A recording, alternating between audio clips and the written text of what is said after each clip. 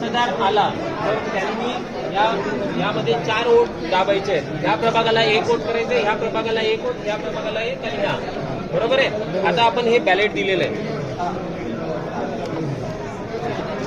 हा busy lamp पेटलेला आहे.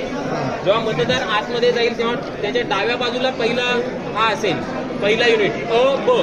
नंतर उजव्या साईडला, म्हणजे आता तुम्ही मतदार आहात असंच अ ब क ड, तुमच्या डाव्या साईडला हीच पहिले आधी असणार आहे. त्याच्यानंतर तुम्ही यामधला एक कोणताही उमेदवार निवडा, हे दाबा बटन. त्याच्या समोरचा लाईट सुरू झालेला आहे.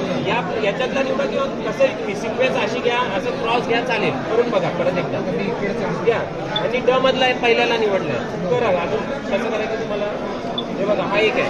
आता जर जेव्हा चौथा हा प्रेस करणार आहे दाबा, त्यावेळेस मशीनमधून आवाज येईल.